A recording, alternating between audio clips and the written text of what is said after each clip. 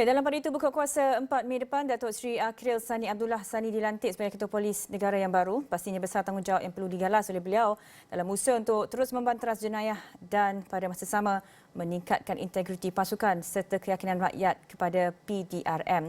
Dan untuk memahami dengan lebih lanjut peranan dan tanggungjawab yang bakal dipikul, kita bersama Presiden Persatuan Pemeriksaan Penipuan Bertauliah Malaysia, Datuk Seri Akbar Sattar. Assalamualaikum, selamat pagi Datuk.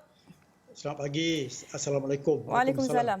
Datuk, pertama sekali mungkin kita boleh melihat apakah cabaran baru yang menanti IGP ini, kerana kita tahu Tan Sri Amir Bahadur sebenarnya telah meninggalkan satu legasi yang sangat besar. Kalau kita lihat kenyataan-kenyataan sebelum ini, beliau memang agak lantang dan berterus terang tidak pernah berselindung tentang keadaan sebenar integriti yang melibatkan ataupun yang berdepan apa masalah integriti yang dihadapi oleh PDRM ketika ini.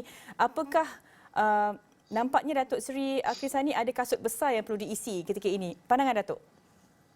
Saya yang pertama ucapkan tahniahlah kepada IGP baru. Yang kedua, ia merupakan satu IGP yang pertama yang mempunyai kelulusan iaitu dari segi seorang kejuruteraan. Jadi selalunya kalau kita lihat di Singapura, di Pakistan sebagainya, selalunya mereka ni terdiri daripada budak-budak sains, pegawai yang lulusan sains, maknanya orang bijak. Saya dengar beliau adalah seorang yang baik. Yang pertama, yang seperti nyata tadi, iaitu satu perkara yang boleh dikatakan tough time lah untuk IGP baru ni, sebab legasi yang ditinggalkan oleh bekas IGP lama. Yang pertama, dia telah meletakkan satu standard yang tinggi. Betul. Yang mana yang diukur oleh rakyat. Dan yang kedua, kita dapati bahawa ekspektasi rakyat kepada IGP baru ni sekurang-kurangnya boleh setanding dengan IGP lama, yang mana kerja utama dia adalah untuk menghapuskan rasuah dan juga membersihkan telaga-telaga yang dikotori. Satu lagi yang paling mustahak ialah beliau juga berani bekerjasama dengan SPRM dan sebagainya untuk mengenal pasti menghapuskan juga kartel. Itu satu perkara yang sangat baik, dan juga kita nak juga lihat kepada IGP baru ni supaya mungkin beliau juga akan bukan saja meneruskan legasi ataupun tindakan-tindakan strategi yang dibuat oleh bekas IGP lama. Yang kedua, kalau boleh mempertingkatkan lagi usaha-usaha yang mana yang pertama kita naklah pastikan iaitu kerja kita ni adalah untuk negara. Kerja kita ni adalah untuk rakyat, bukan untuk ahli politik atau menjadi alat politik. Sebab kini saya dapati bahawa beliau mempunyai suatu keadaan yang tough time seperti yang saya nyatakan tadi, iaitu keadaan rumit yang mana ada perbalahan di antara pihak politik dengan juga PDRM. Jadi itu situasi yang agak sukar bagi beliau, tetapi saya dapati bahawa sebagai seorang yang begitu baik dan juga alim, saya dengar sudah tentu beliau akan menggunakan psikologi dan juga cara-cara untuk mengatasi masalah ini. Dan pastikan juga yang paling mustahak juga di sini ialah selain daripada menghapuskan rasuah, seperti saya nyatakan tadi, pertama yang patut keluar dari mulut beliau apabila beliau memberi press conference pertama ialah untuk menghapuskan rasuah dalam jabatan itu. Yang kedua, yang paling mustahak ialah pasti dia rapatkan saf lah. Jadi kalau kita ikut IGP lama mengatakan bahawa ada puak-puak menteri, ada puak-puak IGP, ada puak-puak pengarah, ini saya rasa satu keadaan tak baik, sebab labeling ini merupakan satu perkara yang tak baik. Jadi pastikan kita rapatkan saf ni. Tujuan kita adalah sama-sama untuk memastikan bahawa negara kita selamat, dan juga institusi kepolisian ini dilihat sebagai satu yang tempat kita melindung dan dihormati, dan kita pasti bahawa kita akan mendapat kepercayaan rakyat sepenuhnya.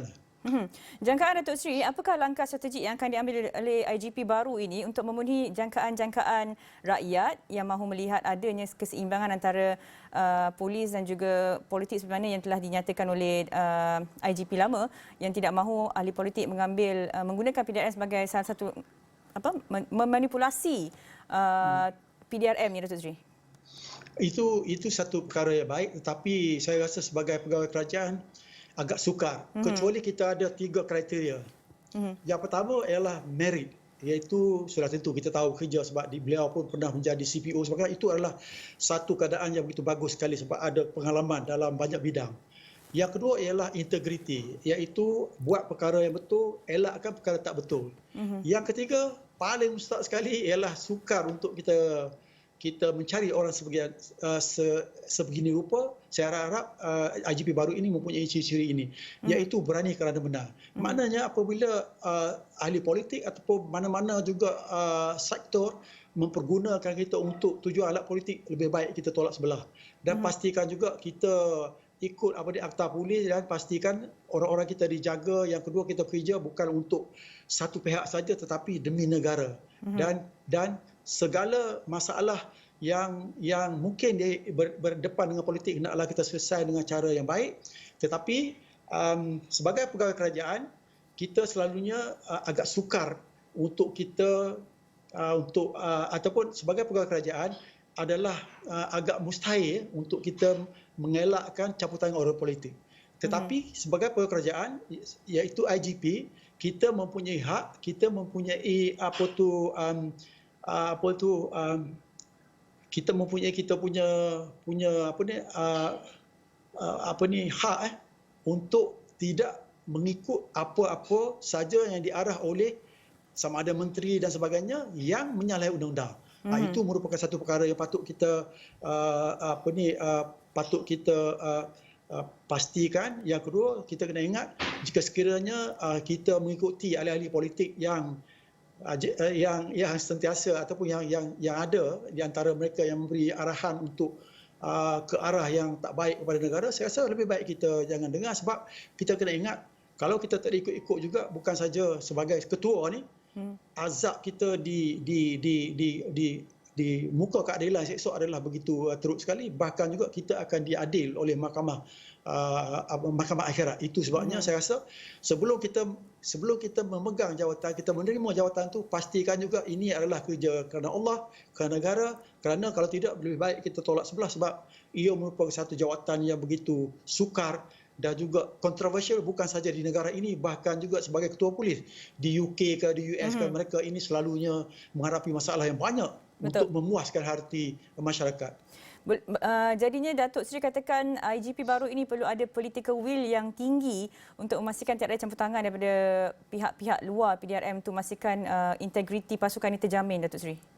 Ya, itu adalah mustahak sekali. Pastikan dia ada political will dan juga pihak kerajaan, termasuk Perdana Menteri ataupun menteri di jabatan di KDN hendak juga mempunyai political will. Ini bermakna kita ini membantu PDRM supaya menghapuskan rasuah. Sebagai ahli politik, apakah kita ini benar-benar mahu menghapuskan rasuah dalam PDRM ataupun memastikan ia akan berlaku kegiatan rasuah yang berleluasa supaya ia memberi kepentingan kepada kita. Jadi ini adalah satu political will, iktizam politik yang patut ada pada Perdana Menteri dan juga menteri-menteri berkaitan, supaya kita ini mempunyai tujuan, iaitu bukan menggunakan PDRM untuk kepentingan sendiri, untuk kepentingan politik kita, tetapi gunakan PDRM untuk kebaikan negara, untuk keselamatan rakyat. Betul. Dan juga institusi ini akan dihormati oleh masyarakat. Dan kita juga sebagai ahli politik pun sama saja. Sama ada kita Perdana Menteri ataupun kita ini menteri, jika sekiranya kita melakukan sesuatu yang tak baik, kita juga mengarahkan supaya PDRM ni menuju ke arah jalan yang tak betul, maka sudah tentu jika sekiranya kita selamat di mahkamah dunia ni, kita tak akan selamat di mahkamah akhirat tu. Itu kena ingat. Balasannya besar. Datuk Seri, saya perlu tanya satu soalan. Apa persepsi rakyat ketika ini kepada PDRM sebenarnya? Di tahap baik ataupun di tahap sederhana ataupun bagaimana sebenarnya? Mungkin soalan terakhir dari saya. Saya rasa semasa IGP yang lama ini, kita dapati bahawa majoriti daripada rakyat adalah berpuas hati.